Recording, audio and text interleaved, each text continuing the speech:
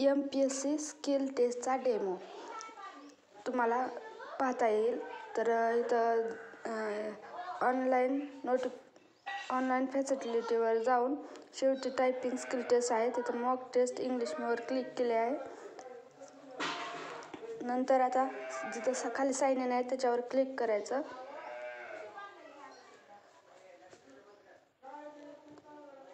इथं तुम्हाला इंग्लिश आणि नंतर मराठी दोन्हीमध्ये तुम्हाला पाहता येते इन्स्ट्रक्शन. बघा, टेस्टसाठी आहे, ही मॉक टेस्ट आहे, फक्त युजर इंटरफेस तपासण्यासाठी. प्रश्न उत्तीर्ण आणि परीक्षेचा कालावधी केवळ या मॉक टेस्टसाठी लागू आहे. वास्तविक परीक्षेसाठी वास्तविक उत्तीर्ण आणि परीक्षेचा कालावधी भिन्न असतो. या मॉक टेस्टसाठी निकालावर प्रक्रिया केली जाणार नाही, फक्त मॉक टेस्ट आहे.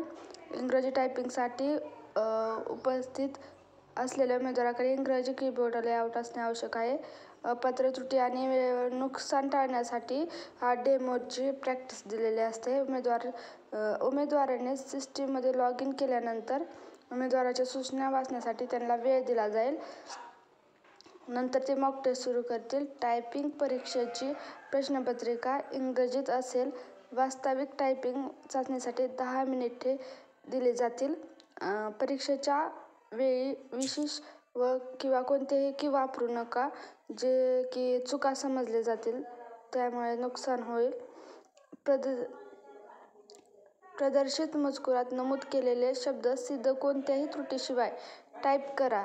उमेदवाराने कोणतीही चुकीचा शब्द दुरुस्त करण्यासाठी बॅकस्पेस की वापरू शकतात आणि टाईप केल्यानंतर मजकुरातील कोणत्याही शब्दापर्यंत पोहोचण्यासाठी बाण की वापरला जाऊ शकतो. आणि त्यांनी सांगितलेलं आहे की हायलाईट केलेला शब्द टाईप करायचा असेल, हिरवा शब्द टाईप बरोबर झाला असेल, लाल शब्द म्हणजे लाल रंगाने दर्शवला चूक झालेली दर्शवते आपल्याला. नंतर जर तुम्ही योग्य शब्द टाईप केला असेल आणि तो लाल रंगात दिसत असेल तर चूक आहे ते का ते बघायचं आपल्याला. दिलेले मजकूर पूर्ण होईपर्यंत टाईप केलेला मजकूर कोणत्याही वेळी संपादित केला जाऊ शकतो.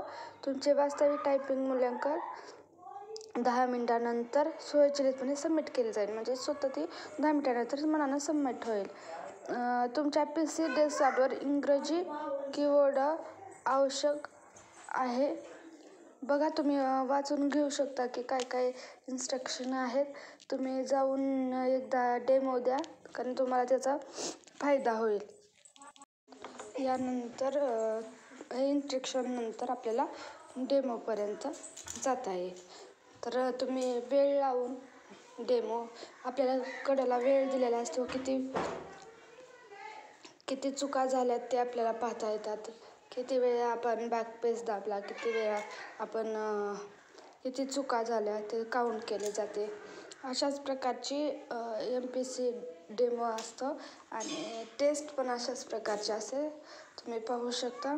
आता ह्यानंतर याला जे छोटा बॉक्स आहे त्याला राईट क्लिक करून आपण I am ready to begin करायचं आणि नंतर तुम्हाला स्किल टेस्टचा MPSC क्लर्कचा डेमो देता येते.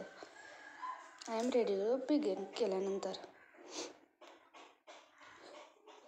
जरा नंतर तुमचा डेमोचं पेज उघडलं जातं. नंतर आपण प्रॅक्टिस करता येईल आपल्याला.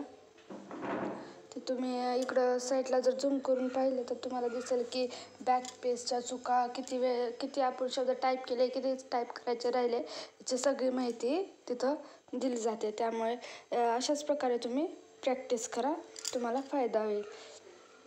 अशाच व्हिडिओसाठी चॅनलला सबस्क्राईब करा, व्हिडिओला लाईक करा, शेअर करा. धन्यवाद.